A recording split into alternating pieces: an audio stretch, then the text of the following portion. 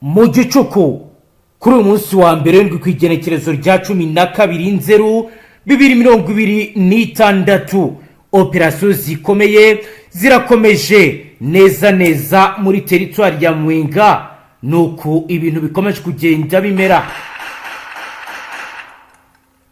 N'urusaku rw'amasasu uri kumvikana neza Karambi Chafunda muri sheferi Rwindi muri teritwari ya Mwenga no kuva ku isi ya saa 4 z'ijoro ku munsi w'ejo wa Mungu kwigenekerezo rya 11/2026 kugeza ubu tuvugana ku isi ya saa 6:15 nuko bimeze. Bariteguye kurasa ni mu gihe kandi byemezwa kandi bikavugwa ko abacancuro bakomeje gutanga oda y'ibigomba gukorwa. Hano arababwira ibyo bagomba gukora, coaching rapid fire, akarasa amasasu bijyanye na oda. Mujyani makuru akomeye amaze kutugeraho nonaha, drone nazo ziriteguye kandi biravugwa ko Tanzania iri tayari yiteguye gukomeza operasiyo. Drone mu kirere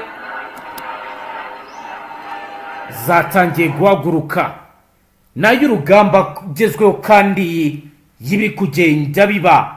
Ni mu gihe kandi bivugwa kandi binemezwa ko abahungu ba Mama Samia Suluhu bagiye kuza muri imirwano ikomeye, ndetse n'urugamba byemezwa kandi bikavugwa ko Tanzania People's Defense Force TPDF biteguye gukora urugamba rukomeye, aho Navy Patrol Boats na Gun Boats zimwe na zimwe zamaze kugaragara mu bice biri strategique. N'urugamba rukomeye renforcer dispositif sécurité kuko bigaragara ni tension militaire muri ibi bice kuva Baraka, Uvira na Karami. Ni mu gihe kandi coordination militaire ndetse na sécurisation des axes stratégiques mu rwego rwa prévention d'attaque ndetse no mu rwego rwa incursion armée byose bikomeje. Byose rero bikaba bijyanye na continuellement progress bijyanye na Navy surveillance joint operation command and control coordination ndetse na logical support. Nivyo tugiye kugaruka tubabwire ibyo undercover zizacu ziri kutubwira muri iki Gicuku. Umwe mu bari muri ibi bice twavuga ko ahagaze ku mirongo imbere y'urugamba yagize ati, twari turi mu buryo bwo kwitegura guhera nimugoroba, twabonye muvoma z'umwanzi bava mu mashyamba bakoresheje uburyo bwa fire and movers. Twabashije gukoresha suppressive fire kugira ngo tubuze umwanzi kuba yakora defense vera inakazigeramo zacu duhagazemo. Ni mu gihe kandi ku ruhande rw'abazarendo bo bagira bati, twakoresheje uburyo bwo kurasa duhita twiruka dukoresheje ubumenyi bwo dufite, intego kwa rugungabanya ibikoresho umuhanda umwanzi akoresha no kubuza ko yafata ibirindiro zacu. Over ni muzoro duhagarane ku mirongo imbere y'urugamba turebe biri kubera Mwenga muri iki Gicuku. Turaza kandi no kubabwira n'andi makuru akomeye. Ese mwamenye ko Frdc ivuga ko yisubije ndetse yasubije inyuma igitero cya AVIS yitwa Katongo. Turaza kwinjira turebe ko iyo operasiyo yakozwe hagati no muri Masizi. Frdc na wazarendo uba ku munsi w'ejo kwa Mungu bavyukiye mu mirwano ikomeye, ndetse n'uyu munsi mu Gicuku biravugwa ko ari kugaragara ibijyanye nko no kwisuganya. Banywanyi muze tubane muri aya makuru turebe akantu ku kandi turebe biri kugenda biba ndetse n'ibiri kugenda biba. Wowe dukurikiye bwa mbere ufyonde sabone ngati bashyikiriza amakuru atosoye abarabana n'umutekano, politique, ububanyi n'amakungu ndetse n'ubuzima bwa munsi bw'abanyagihugu. Kadutangura inkuru yacu mu buryo bw'iramvuye turebe akantu ku kandi. Ni muri Karambi ahitwa Chafunda muri sheferi ya Rwindi muri teritwari ya Mwenga. Urugamba rurakomeye, abariyo barabyemeza. Baravuga ko mu ijoro ryo kuri uyu wa mbere ryo kuri iki cyumweru kuri iki cyumweru kuri uyu wa mbere w'indwi ku igenekerezo rya 12/02/2026 mu bice by'ahitwa Karambi, ahitwa Kachafunda muri groupement Ilangi, muri sheferi ya Rwindi, muri territoire ya Mwenga, aha ni muri Sud Kivu. Hari kugaragara ivyo nakita mu buryo bwa gisirikare nka frottement violente hagati y'ihuriro ry'ingabo za leta Frdc zifatanyije n'abarwanyi b'abazarendo. Izi ni inyeshyamba kandi zanganye na M23 mu mvururu nk'uko bigaragara ari gukoreshwamo almarudre mitrailleuses, ndetse biragaragara ko ari kongerwa n'ubushobozi bw'abasirikare nkuko Roko Informers ziri hafi y'imirwano iri kubera zibivuga. Zatubwiye ko guhera ku isi ya saa 4 z'ijoro humvikanye urusaku rw'amasasu ya mitrailleuses rudre n'andi masasu arme automatique, bikaba rero bizakurikiranye n'iturika ry'amasasu ya mortier mu nkengero za Karambi. Abaturage bari mu midugudu yitwa Chabunda n'ayitwa Karambi baratubwira ko aya majwi y'imbunda yakomeje mu byerekezo byinshi, bigaragaza ko hari contact indirect hagati y'impande zombi. Umwe mu Roko Informers utuye ahangaha hafi y'ishuri rya primaire rya Karambi yagize ati, twumvisha amasasu menshi cyane, hari aho byumvikana nk'iturika ry'amasasu manini, abantu birutse bajya mu mashyamba, abandi bihishe mu nzu zabo. Bizatangiye mu Gicuku, kuri ubu birakomeje. Uko amasaha agenda yicuma niko dukomeje kugenda twumva ibiturika byinshi, ubwoba ni bwinshi, ntituzi uko biri buze kurangira. Nkuko bigaragara mu masaha ya mbere y'ijoro, amakuru aturukaga mu nzego z'umutekano aravuga ko Fardc yashyizeho defensive positions ku mihanda y'ingenzi uza Karambi Shafunda mu rwego rwo gukumira incursion ya AFC M23 yageragezaga kugera muri zone de influence zayo. Wazareno nk'abafatanyabikorwa b'imbere mu gihugu bagisura rukomeye muri screening reconnaissance, ikorwa rya counter mobility mu nzira z'amashyamba nkuko bigaragara. Umusirikare we Fardc utashatse ko amazina yetu yatangaza undercovers wacu aragira ati, twari turi muri high art guhera mu nimugoroba dufite amakuru ko igitero gishobora kuba cyagwa ku birindiro byacu. Twabonye ibijyanye no kugenda k'umwanzi ava mu mashyamba hakoreshejwe uburyo bwa fire and movers, twabasubije dukoresheje kurasa mu buryo bukomeye kugira ngo tubuze umwanzi kuba yakegera defensive line yacu aho duhagaze. Ni mu gihe kandi isura y'urugamba yahindutse cyane kuva ku isi ya saa 5 kugeza ku isi ya saa 5:45 zo kuwa Mungu. Mu masaha make ashize aho imirwano yari ikomeye, amakuru haragaragaza ko imirwano yarushijeho gukara. Batanga bamwe baravuga ko hiyongereye kumvikana urusaku rw'amasasu ava mu byerekezo bitandukanye. Birerekana ko impande zombi ziri gukoresha flanking attempts n'igerageza rya breakthrough nkuko bigaragara. Ku ruhande rwa Wazarendo, umwe mu barwanyi yagize ati, twakoresheje hit and run tactics, twakoresheje ubumenyi dufite, intego ya rugungabanya enemy supply routes no kubuza ko bafata ibindi bice. Mu gihe kimwe rero Roko Informers baravuga ko hari ababonye French Rundre zica mu kirere zerekana ikoreshwa rya heavy machine guns. Abaturage baravuga ko amatara yazimye mu bice bimwe na bimwe bitewe n'uko amasasu yangije ibikorwa by'iremezo, ivyo twakita ko ari infrastructure electrique. Nkuko bigaragara undercovers ziragaragaza ishusho y'urugamba rukomeye mu Gicuku nyuma ya saa 6. Baravuga ko ibintu byahinduye ibibi cyane, ahabayeho rero temporary rule mu mirwano, ariko ntibyangije byakomeje ko abaturage basubira mu byabo. Biravuga ko kuri ubu hari kugaragara muri iki Gicuku nyuma y'iturika ry'ibi bisasu kuri uyu wa mbere mu Gicuku bihagaze mu buryo bwa organisation médicale evacuation. Bikaba rero bigaragara ko bari gusuzuma battlefield assessment nkuko bigaragara. Umwe mu basirikare barwana ku ruhande rwa M23 undercovers wacu muri M23 yagize ati, twari turi muri tactical repositioning, nta ruhande rwari rwatsinzwe burundu, ariko buri ruhande rwarimo gusuzuma ibyo rwangije. Kuri ubu muri iki Gicuku ndakubwira ko no kuri uyu wa mbere muri iki Gicuku turimo dukomeje operation. Abaturage bo muri Karambi nayitwa Chwafunda bageze bakaba rero twabita ko ari collateral impact ikomeye. Baravuga ko amashuri n'amaduka bizafunzwe, imiryango myinshi ikaba rero ifunze. Baravuga ko kandi hari abantu bagerageje guhungira mu bihuru nkuko rero bigaragara. Umuyobozi umwe yavuze ko hari displacement y'abaturage batangiye gushaka aho batangira kujya. Roko Informers wacu ati, twabonye abasirikare ku mpande zombi, ariko twabaturage turi hagati. Turasaba ko habaho humanitarian, turasaba ko habaho ubutabazi bw'abaturage. ni mu gihe kandi abasasanguzi ku munsi w'ejo navugishije ubwo twamenyaga amakuru yuko imirwano ishobora kuba yakegukira muri Mwenga bambwiye ko umutekano uri kugenda urushaho kuba bubi cyane bambwiye ko kandi bigiye ko bishobora kuza kuba bibi cyane bijyanye nuko Tanzania over yamaze kwinjira mu mirwano ikomeye. Amakuru aravuga kandi aremeza ko inzego z'umutekano za Tanzania by'umwihariko igisirikare Tanzania People's Defense Force zakajije presence of military yazo mu kiyaga cya Tanganyika, zikaba zongerewe umubare w'amato y'intambara, navy patrol boats ndetse na gun boats bakorera muri aka gace.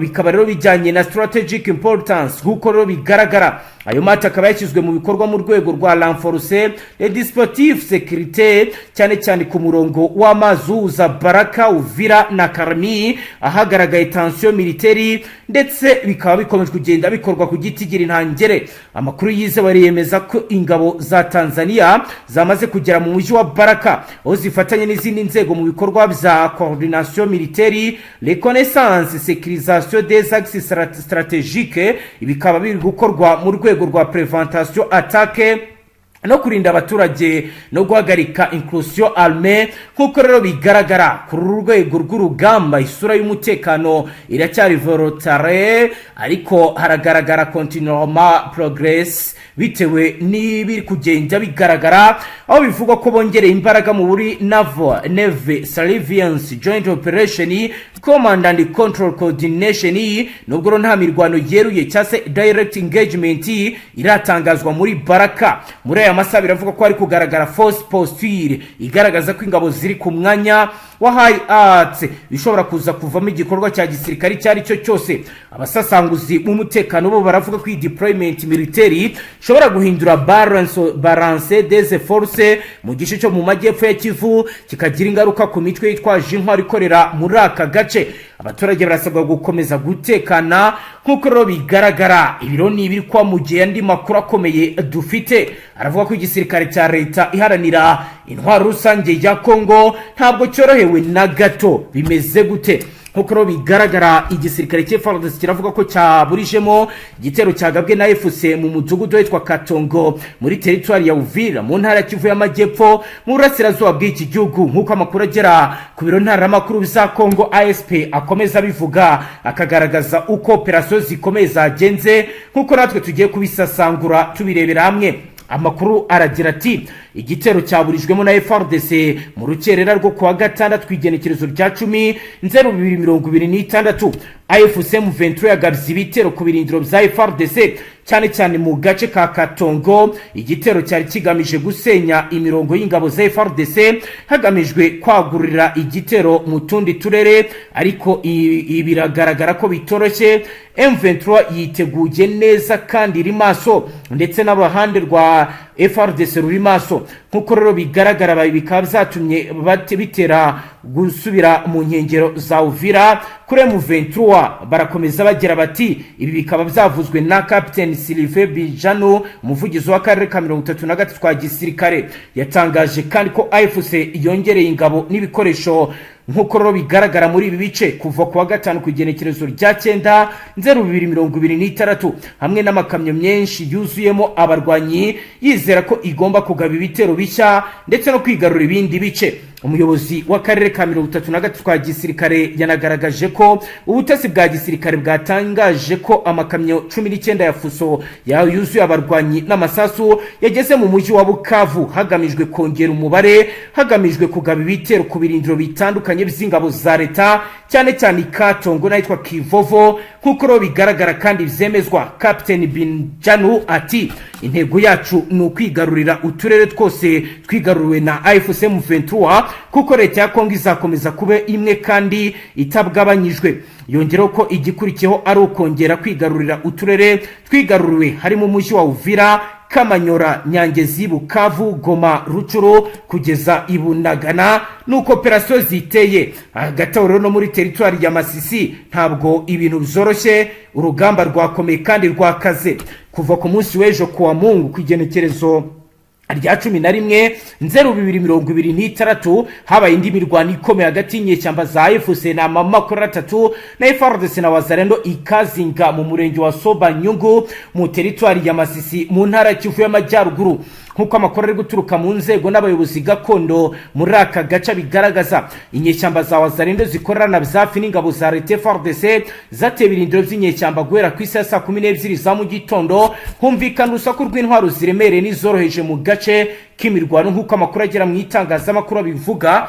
Ikinyamakuru ACTU kiratangaza ko bamwe mu bakurikiranira hafi biri kuba bemeza ko iki gitero cyari kigamije gukumira ibitero by'inyeshyamba za AFC ku birindiro by'ingabo za leta za Wazalendo muri grupoma ya Nyamaboko ya mbere na Nyamaboko ya kabiri. Biravuga ko kandi iki gitero kibaye nyuma iminsi ibiri gusa hakajijwe ibirindiro by'inyeshyamba ikazinga na Kasopo. Amakuru akomeza avuga ko ibintu bikomeje kuba bibi cyane muri aka gace nkuko bigaragara kandi bivugwa. Urugamba rukomeye rurakomeje hagati aho rero ku mupaka, ubwoba ni bwinshi, ibintu ntabwo bimeze neza, abantu bahiye ubwoba. Byifashe gute? Guhera ku igenekerezo rya 7 Kigarama 2025 kohereza ku bwinshi kw'ingabo z'u Burundi n'ibikoresho bya gisirikare biremereye ku mipaka yitwa Kibira no hafi y'uruzi rwa Ruha bizateye impungenge zikomeye abaturage mu bice byegereye umupaka, bigirwaho ingaruka zihohoterwa rishingiye ku ntwaro n'ingamba zibabuza kugenda kuba bagenda mu buryo bwiza. Fdnb yongera umubare w'abasirikare ku mupaka uhana imbibi n'u Rwanda nyuma yo gutsindwa na AFC ubwo impande zari zihanganye mu mirwano ikomeye yabereye mu kibaya cya Rusizi mu ntara Kivu y'Amajyepfo. Muri aka gace abasirikare b'u Burundi bari bafatanyije urugamba n'ingabo za leta ya Kongo iharanira intwaro rusange ya Kongo, imitwe itwara gisirikare ya Wazalendo ishyigikiwe na Kinshasa ndetse n'umutwe w'abajenosideri wa FDLR. SOS Media Burundi iravuga ko kohereza ku bwinshi ingabo hafi y'imipaka y'u Rwanda biri mu gice cy'ingamba nini z'ishyaka CNDD-FDD riyoboye Burundi kuva muri 2005. Kuri ubu ibice byegera umupaka abaturage babayeho mu bwoba nkuko babivuga, nkuko umusozi ababivuga batuye ku musozi wa Bumba muri komine Bukenanyana umwe mu baturage yagize ati dufite impungenge ko intambara ishobora kwiyongera bigatuma abasivili bava mu byabo bataza aho bahungira. Mu gace ka Rukana undi muturage yavuze ko ubuyobozi bwa gisirikare bwashyizeho isaha ntarengwa yo kuba batashye bageze mu ngo, nkuko abivuga ati umuntu wese uvuye Rugombo ajya mu gace kegeranye n'umupaka wa Ruhwa agomba kuba yamaze gutaha mbere ya 12 z'umugoroba. Twebwe tubeshwaho n'ubucuruzi ku isoko rigezweho rya Rugombo, ariko twabujijwe kugenda nyuma y'iyo saha, nyamara naho nibyo bidutungira umuzima. Kuri ubu ubuzima bwacu bwasubiye inyuma bijyanye nuko akazi kacu tutari kugakora. Abandi baturage batinya ko abasirikare badafite ibibatunga bihagije bishobora kuba bizatuma abasivili bahohoterwa kugira ngo babone ibiribwa. Baravuga kandi biremeza ko hari imitwe yitwaje intwaro ivuga ikinyarwanda ikorera mu mashyamba ya Bukinanyana n'Amabayi amaze gusahura ibiribwa n'amatungo. Abaturage barasaba ubuyobozi kurinda ibikorwa byose bizateza umwuka mubi hagati y'u Burundi n'u Rwanda, kandi bagasaba ko ingamba zibabuza kugenda zivanwaho kuko zibangamira ubwisanzure bwabo kandi zigakomeza kubashyira mu kaga gakomeye ndetse n'ubuzima bwabo bukajya mu bibazo bikomeye. Bakagaragaza kandi bakavuga ko byose birabangamira bikomeye ubuzima bw'ibiri kugenda biba, byose birigenda biba kandi bikagenda bitizwa umurindi no kuba kugeza ubu ngubu u Burundi buri gukoresha no mu maoperasiyo y'irondo imbonerakure zishinjwa kuba zidafite ubuhanga mu bijyanye n'igisirikare. Hagati aho mu yandi makuru akomeye, Donald J. Trump yongeye kugaruka ku bibazo bikomeye muri aka karere. Byifashe gute? Donald J. Trump, perezida wa Leta Zunze Ubumwe za Amerika, yashimangiye ko ashyize iherezo ku ntambara imaze imyaka 30 hagati y'u Rwanda ndetse na Repubulika Iharanira Intwaro Rusange ya Kongo. Trump yashimangiye ko yashyize iherezo kuri iyo ntambara mu kiganiro cyareruka kugirana na televiziyo Fox News. Muri iki kiganiro perezida wa Leta Zunze Ubumwe za Amerika yavuze ko yabwiwe ko umunyavenezuela Maria Corina Machado wahawe igihembo cy'amahoro cyitiriwe Prix Nobel mu mwaka washize wa 2025 yakimutuye kubwo kubohora igihugu cye, ndetse ko uyu mugore wahoze utavuga rumwe n'ubutegetsi bwa perezida Nicolas Maduro umaze icyumweru atawe mu minwe yifuza kukimushyikiriza. Trump ubwo yabazwaga niba yiteguye kwakira kira gihembo yavuze ko bizaba ari icyubahiro kuri we kuko yabashije gushyira iherezo ku ntambara 8. Ni intambara zirimo iya Gaza na Israeli, Cambodia na Thailand, Ubuhinde na Pakistani, Misiri na Ethiopia ndetse ko na Kongo n'u Rwanda. Avuga ko ibibazo by'u Rwanda na Kongo bivuga yagize ati murebe Kongo n'u Rwanda bari bamaze imyaka 30 barwana ariko ibyo bizarahagaze, nakizerezo ku ntambara nyinshi. Ni ibintu byiza cyane bituma numva nguwe neza, ntabwo ari kubw'igihembo cyitiriwe Nobel ahubwo nuko nakoreye ubuzima bwabe narakuye ubuzima bwa benshi. Mu kwezi kwa Kamena 2025 nibwo u Rwanda na Kongo Kinshasa bakize umukono ku masezerano y'amahoro mbere y'uko aya masezerano yemezwa i Washington DC n'abaperezida b'ibihugu byombi u Rwanda ndetse na Kongo.